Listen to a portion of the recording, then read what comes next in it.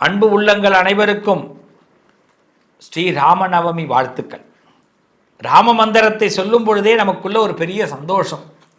ராம ராம ராம ராம சீதாராம சொல்லும் பொழுதே ஒரு சந்தோஷம். இந்த ராமபிரான் நம்ம வாழ்க்கையில் நிறைய விஷயங்களை உணர்த்துகிறார்.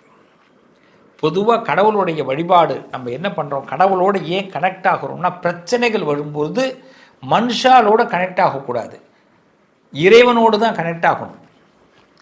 ராமாயணம் மகாபாரதம் இது ரெண்டு படித்தாலே போதும், வாழ்க்கையில் எல்லா பிரச்சனைகளையுமே நம்ம சமாளிச்சிட முடியும். எல்லா பிரச்சனையே இல்லாமல் கூட வாழ முடியும். எத்தனை பேர் வீட்டில் ராமாயண புத்தகமும் மகாபாரத புத்தகமும் இருக்குன்னு பாருங்கள். இல்லைன்னா உடனடியாக வாங்குங்க. எஸ், அப்படிப்பட்ட ஒரு அற்புதமான நாள் வருகின்ற 27/3/2026 பங்குனி மாதம் 13ஆம் தேதி வெள்ளிக்கிழமை ஸ்ரீராம நவமி.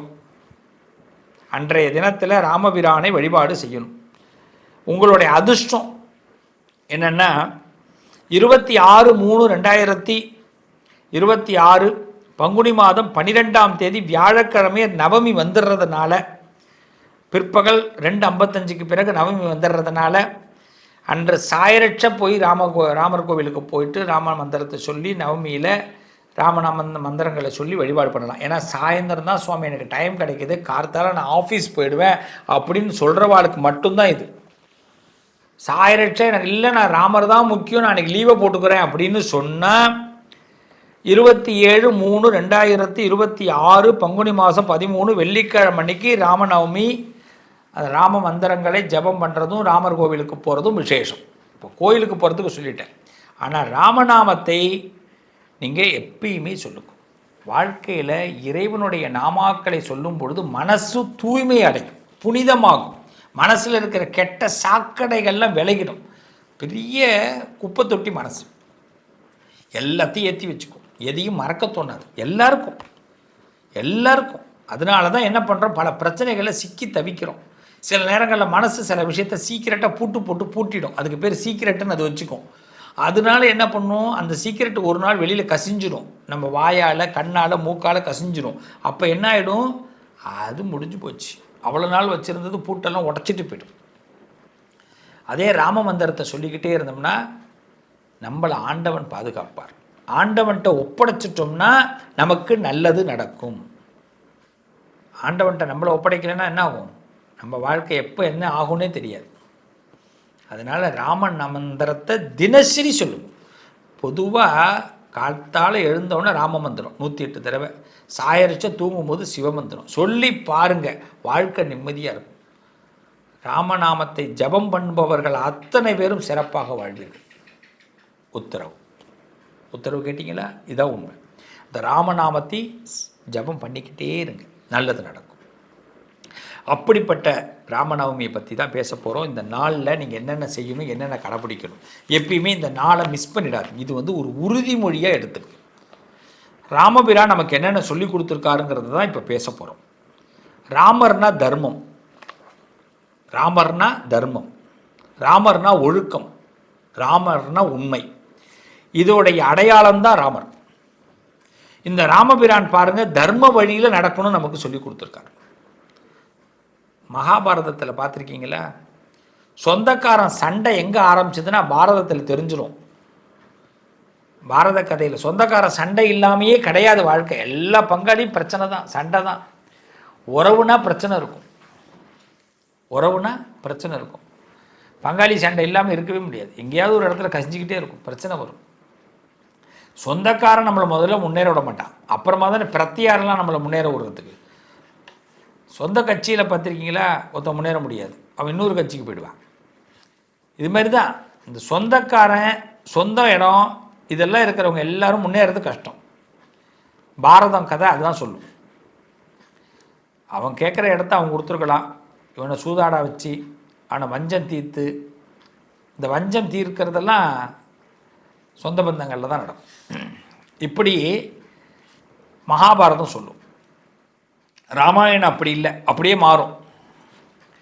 இந்த ராமாயணத்தில் பாருங்கள், அப்பா பேச்சை கேட்கணுன்னு முதல்ல எடுத்த உடனே ராமாயணத்தில் ராமர் சொல்கிறதே அதுதான். இந்த உலகத்தில் அப்பா பேச்சை கேட்டுட்டோம்னா நாமெல்லாம் நல்லா இருக்கலாம். உங்கள் அப்பா பேச்சை கேளுங்க. அவர் நல்லது சொல்கிறார் கெட்டது சொல்கிறார், அதை பற்றி யோசிக்கக்கூடாது. அவர் சொன்னதில் எது நல்லதோ அதை எடுத்துக்கணும். கெட்டதே ஒன்று சொன்னார்னா அது கெட்டதுன்னு தெரிஞ்சுக்கிட்டு அதை ஒதுங்கிக்கணும். ஆனால் அப்பா சொல்கிறத கேட்கணும். அப்பா பேச்சை கேட்டவர் தான் ராமர். ராமர் கல்யாணம் முடியுது, மறுநாள் காலையில் பட்டாபிஷேகம். ஆனால் அப்பா சொல்கிறார், நீ காட்டுக்கு போங்கிறார். அப்பா சொன்னதுனால காட்டுக்கு போனார். இன்றைக்கி இருக்கிற பிள்ளைகளெல்லாம் பாருங்கள், ஏதாவது ஒன்று கல்யாணம் முடிஞ்ச பிள்ளையை நீங்கள் ஒன்று சொல்லி பாருங்கள். உங்கள் வீட்டில் ஒரு பிள்ளைக்கு கல்யாணம், உங்கள் பையனுக்கு கல்யாணம் பண்ணியாச்சு, நிச்சயதார்த்தம் ஆனாலே அவன் ஆடுறது ஆட்டம் அதிகமாக இருக்கும். ஒரு பையனுக்கு நிச்சயதார்த்தம் ஆகிடுத்துனாலே அவன் காதலிக்கும் போதே அவன் ஆட்டம் அதிகமாக இருக்கும். காதல் வந்துட்டுனாலே அவனை கண்டுபிடிக்க முடியாது. படிக்கும்போது அதை விட ஆட்டம் ஆடுவான். நல்லா படிச்சுட்டானா ரொம்ப ஆடுவான். அப்பா தான் பையன் பேச்சு கேட்குற மாதிரி இருக்கும். இல்லைன்னா அப்பாவுக்கு பேர் வைப்பான் பையன், அவருக்கு ஒன்றுமே தெரியாது அப்படின்னுடுவான். சில பேரில் எங்கள் அப்பாவே அவர் இல்லைன்னுவான். ஆனால் ராமர் ஒருபோதும் அப்படி சொல்லலை. முதல்ல ராமர் சொல்லி கொடுக்குற பாடமே என்னென்னா, உங்களுடைய அப்பாவை மதியுங்கள். அதான் ராமர் சொல்கிறது. வழிகாட்டிகளை மதியுங்கள். ரெஸ்பான்ஸ் கொடுங்க. ரெஸ்பான்ஸ் கொடுத்தீங்கன்னா உங்களுக்கு ரெஸ்பான்ஸ் கிடைக்கணும். ராமபிரான் ராமமந்திரத்தின் மூலமாக சொல்கிறார். அதனால் ராம நவமி அன்று எப்படி இருக்கணும்னு சொல்கிறார். அதுக்கான முதல் உறுதிமொழி எடுத்துங்க. தர்மம் ஜெயிக்கும், அப்பாவை மதிக்கும். அதுக்கு அடுத்தது மனைவி. ராமர் காட்டுக்கு போகிறார். பொண்டாட்டி என்ன சொல்லியிருக்கணும்? சீதா பிராட்டி என்ன சொல்லியிருக்கணும்? யோ, நீர் கல்யாணம் பண்ணி நீர் காட்டுக்கு போறீர், நான் எதுக்கு உம்மோடு வரணும்? நான் எங்கள் அப்பாத்துக்கு போகிறேன் அப்படின்னு சொல்லிட்டு போயிருக்கலாமே. எங்கள் அப்பா வீட்டுக்கு போகிறேன்னு சொல்லியிருக்கலாமே, சொல்லலாமே, வாய்ப்பு இருக்கே. நான் எப்படி சுகமாக வாழ்ந்துட்டு நீ நல்லா இருக்கேன்னு நினச்சி நீ ராஜா நினச்சி தானே உள்ளே வந்தேன். நாளைக்கு உனக்கு பட்டாபிஷேகம், எனக்கு எவ்வளோ சந்தோஷமாக இருக்குது. நீ திடீர்னு பட்டாபிஷேகம் உங்கள் அப்பா பேச்சை கேட்டுட்டு நீ பொசுக்குன்னு போகிற. அப்பா பேச்சை கேட்கக்கூடாதுன்னு முதல்ல ஆத்துக்காரி தான் சொல்லுவார். ஆனால் அந்த ஆத்துக்காரி, ராமரோட ஆத்துக்காரி அப்படி சொல்லலை. ஓ, ஏன் சொன்னார் கூட கேட்கல, பின்னாடியே போக ஆரம்பிச்சிட்டா. ஏன்னா நீ கணவன், என் கண்ணாக இருந்து என்னை எப்படி காப்பாற்றுவோம், எங்கே இருந்தாலும் நம்பி போகிறான். அப்போ ராமநவமி அன்று அந்த ஹஸ்பண்ட் ஒய்ஃப் நீங்கள் விரதம் இருந்தீங்கன்னா ராமநவமி அன்று உங்களுக்கு பிரச்சனைகள் தீரும். கணவனால் ஏற்பட்ட பிரச்சனைகள் தீரும். கணவனுக்கு ஏதாவது எண்ணங்களே நல்லா இல்லைனாலும் அந்த எண்ணங்கள் அவருக்கு மாறும். ஒரு பெண்மணி விரதம் இருந்தார். உங்கள் வீட்டில் உங்கள் கணவருக்கு நேரம் சரியில்லை, அதனால் எண்ணம் சரியில்லைன்னா நீங்கள் ராமநவமி அன்னைக்கு விரதம் இருந்தீங்கன்னா அந்த கணவனுடைய கண்கள் அலைப்பாயாது, உங்களை தாண்டி வெளியில் போகாது. அப்போ இன்றைய பெண்கள் தயவு செய்து நீங்கள் இந்த ராமநவமி விரதம் இருங்க. கணவனை உங்கள் கண்ட்ரோலில் கொண்டு வரலாம் கண்டிப்பாக. அப்போ சீதா பிராட்டி போகிறா. ராமர் போகிற இடம் அது என்ன ஏதுன்னு கேட்கல போகிறான். அந்த உறவு தான் ஹஸ்பண்ட் ஒய்ஃப். இன்றைக்கி பாருங்கள், உங்கள் அப்பா சொல்லிட்டார் அதனால் போகக்கூடாது அப்படின்னு சொல்கிறவங்களும் உண்டு. சினிமாவுக்கு போகிறப்பான்னு யாராவது கேட்டுட்டு பையன் கல்யாணம் பண்ண பிறகு போவானா? போக மாட்டான்.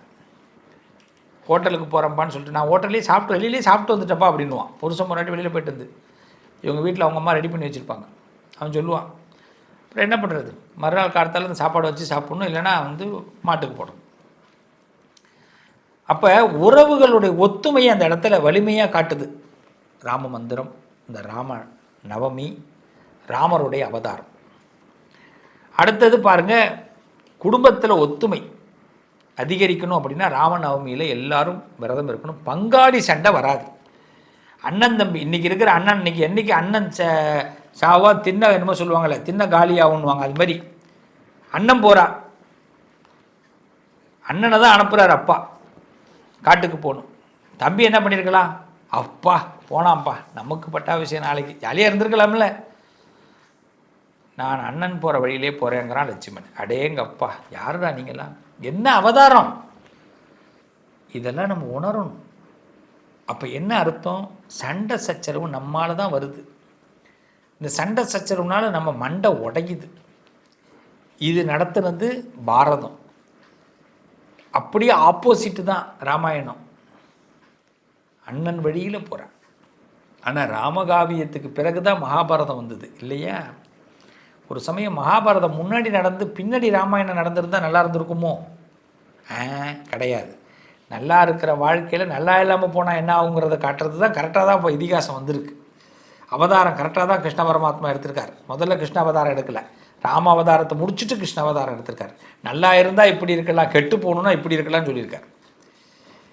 அப்போ பாவங்கள் விலகணும், நம்ம எண்ணங்கள் தீரணும், அப்படி வாழ்க்கையில் ஒரு புதிய தொடக்கமான நாளாக இருக்கிறது ராம மந்திரத்தை சொல்லக்கூடிய நாட்கள் அத்தனை நாளும். அதில் இந்த ராம நவமி உத்தமமான நாள். அப்படிப்பட்ட ராமநவமி அன்னைக்கு நம்ம என்ன பண்ணணும்? காலையில் கொஞ்சம் சீக்கிரமாக எழுந்துருங்க. எழுந்துட்டு வீட்டில் பூஜையெல்லாம் பண்ணிவிட்டு சுத்தம் பண்ணிவிட்டு ராமர் படம் ஒன்று இல்லை சிலை ஒன்று வச்சு ராமருக்கு அபிஷேகம் செய்து ராம மந்திரத்தை ஜபம் பண்ணி அன்றைக்கி விரதம் இருப்பது நல்லது. விரதம் இருக்க முடியாதவங்க சைவ உணவு எடுத்துக்கோங்க, ரொம்ப பெஸ்ட்டு. கண்டிப்பாக இது செய்கிறதுனால மன அழுத்தம் குறையும், குடும்ப பிரச்சனைகள் குறையும், நல்ல முடிவுகளை எடுக்க இந்த விரதம் உதவும், பண விஷயங்களில் நல்ல வாய்ப்புகள் ஏற்படும், கெட்ட பழக்கங்கள் குறையும். ராம மந்திரத்துக்கு அவ்வளோ பலன் உண்டு. நமக்குள்ள ஒரு துஷ்டமான பழக்கம் இருக்குது, ஒரு கெட்ட பழக்கம் இருக்குன்னா அது விலகும், பாசிட்டிவ் எனர்ஜி கண்டிப்பாக அதிகரிக்கும். அப்படிப்பட்ட இந்த ராம மந்திரம் அன்றைய தினத்தில் குறைந்தது ஒரு 1008 தடவை ராம மந்திரத்தை சொல்லுங்கள். ராமநவமியை கொண்டாடுங்க, ராமபிரானை வழிபாடு பண்ணுங்க. ராம மந்திரம் சொல்கிறதுனால் இந்த அகில உலகத்திலும் நீ செல்லக்கூடிய இடமெல்லாம் இறைவன் ஆசீர்வதிக்கப்படுவாய், இறைவனால் ஆசீர்வதிக்கப்படுவாய், இறைவன் வழிகாட்டுவான். வாழ்த்துக்கள் நண்பர்களே, என் உறவுகளே. மீண்டும் பங்குனி உத்தரத்தை பற்றி புதன்கிழமைக்கு பேசுவோம். நல்லது. உங்கள் அதிர்ஷ்டத்திற்கான தீர்வு: கல்வி, பதவி, யோகம், தொழில் வளர்ச்சி பெருக. ஜாதகம், வாஸ்து, திருமண பொருத்தம் பார்க்கவும், பிரசன்னம் கேட்கவும். Positive lion doctor Sivasri Manikanda Sivam. தொடர்பு கொள்ள வேண்டிய வாட்ஸ்அப் எண் 7904137178.